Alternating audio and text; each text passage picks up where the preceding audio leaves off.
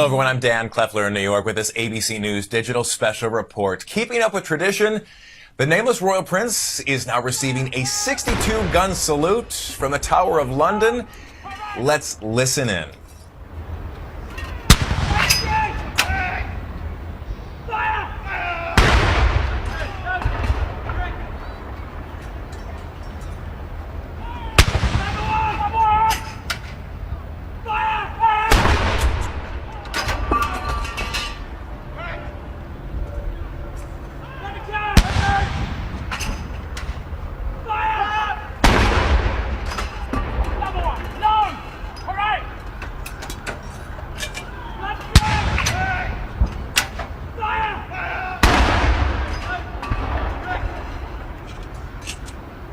Now, normally, it is a 21-gun military salute, but it is bumped up to an additional 41 whenever it is performed in a royal palace or a park. And as you see, it is at the Tower of London this morning, of course, celebrating the birth of the next heir to the throne. A little baby boy born to the Duke and Duchess yesterday about 4:30 local time in the afternoon, 8 pounds, 6 ounces, still yet to be named. We could find out the name sometime today. And, of course, mother and father and son were being told by Kensington Palace Public Relations that they are all resting, they're all doing well, they are still at St. Mary's Hospital. And we're waiting for them to depart. Presumably make their way back to Kensington Palace. Shortly after the gun salute is performed, we'll start to hear bells pealing in the background, and those bells will be coming from Westminster Abbey. 10 bell ringers will be on hand to perform that part of the ceremony and the announcement. And interestingly enough, 3 of those 10 bell ringers performed the same duty 31 years ago when Prince William was born. It's been a lot of celebration and a lot of excitement following yesterday's announcement. The world reacting, the Prime Minister reacting, the Queen issuing a statement. Of course, Granddad Prince Charles, grandmother, the Duchess of Cornwall, Camilla, also saying thrilled to be grandparents. The Middletons as well. Excited. They have a little one now to care for.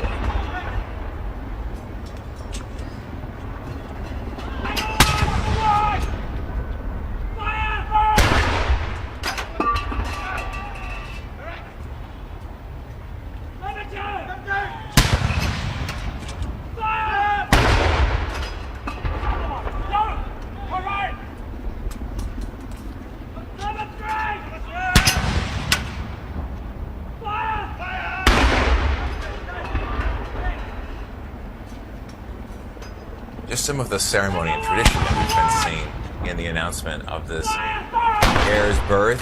Of course, that was on full display yesterday when we saw the official birth announcement being carried out from St. Mary's Hospital, delivered over to Buckingham Palace for the Queen to review, and then, of course, in pure ceremonial fashion, walked out of Buckingham Palace across the courtyard to an easel that was set up just inside the perimeter of the gates. Set there to announce the birth of the third in line to the throne. As we're going to continue watching the gun salute, I want to bring in ABC's Alex Marquardt, who is in London. Alex, big celebration. The parents, well, the Duke and Duchess, almost 24 hours into parenting, and no word yet on a name.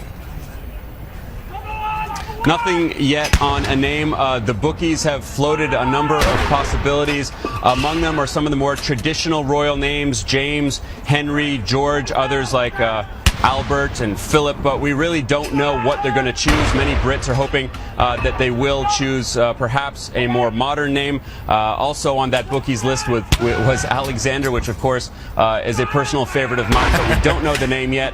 This is almost, as you say, well, 16 hours old. We are told from Kensington Palace that we should expect to find out the name of the baby today. Of course, of course. Well, maybe they'll give you a special shout out, Alex, then, if in fact we do get that announcement this afternoon. Do we know, did the Duke and Duchess, did they welcome any visitors last night at the hospital at St. Mary's? So far, we understand that they haven't had any visitors yet. The palace told us today to expect visitors, but they haven't really updated that. As you can imagine, I imagine both sides of the family, from the Queen on down to Kate's side, the Middletons will be very eager to see the newest heir to the throne. But as of yet, there have been no visitors. We're hoping to at least catch a glimpse of Prince William today, who may or may not come out and give a statement in front of the hospital. The departure of the royal family, of the new family, may happen this evening, at which point we could catch our first glimpse of the new prince. They would then travel back to Kensington Palace, which is their official residence, where we believe they'll spend at least the next 2 weeks. Prince William has paternity leave from the Royal Air Force, where he's a search and rescue helicopter pilot, so that he can spend some time with his wife and newborn son. And if you are just joining us, we're watching a 62-gun salute outside the Tower of London on the park there, heralding the announcement of the birth of the future King of England. Alex, do we know, have the Middletons, they of course are now part of the royal family and such, part of the tradition. And as the Queen and as Prince Charles, they've also issued their congratulations and excitement. What have we heard from the Middletons? Very little. They live out in the countryside in Bucklebury, but we haven't heard too much from their side. We really, the main comments that we've heard are from the British Prime Minister David Cameron, from the Queen, who said that she's delighted, and from Prince Charles, the father of Prince William. So we haven't heard too much from the Middletons. It's unclear when they might visit, if they do, whether it would be at the hospital or at Kensington Palace. But what's interesting about the way this all happened yesterday was that the Duchess of Cambridge gave birth at around 4:30 p.m. yesterday, after around 10 hours in labor, and we didn't find out about the new prince until 8:30 p.m., 4 hours later. So we can imagine that during that time, not only were the Duke and Duchess getting to know their newborn son and spending some time with him before the announcement, but I imagine they were also calling members of their family and certainly the new grandparents on both sides. You know what strikes me about our coverage and what we've been seeing from all of these events play out is this mix of tradition and new embrace of technology for social media, for the public, for the press releases you were just talking about right there. Because if you look on the right side of your screen, you can see this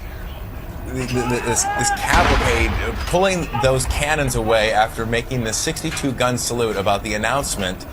And yesterday, it was Twitter, and it was Facebook, and it was Tumblr that really were front and center with the attention of the announcement. And I imagine in London that it's a very interesting dichotomy to kind of get this tradition of honor and protocol being delivered in two separate ways.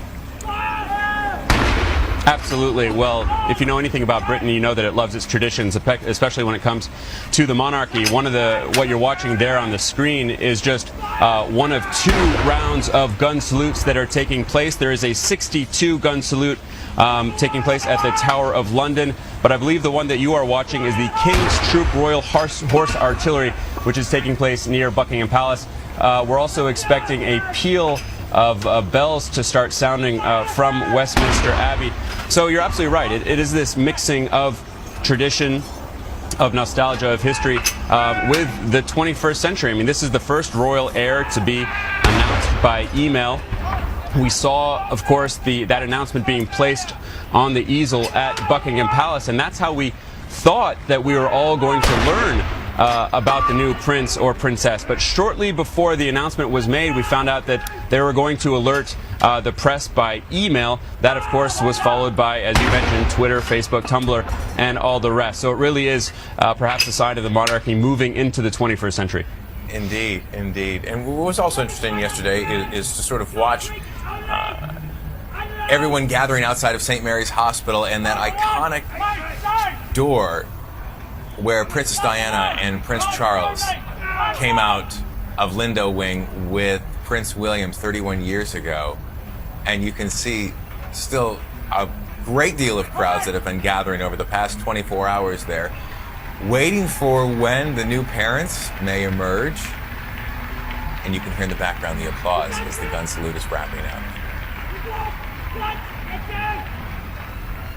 And it was interesting yesterday when the announcement was made from email and from Facebook, and then yesterday when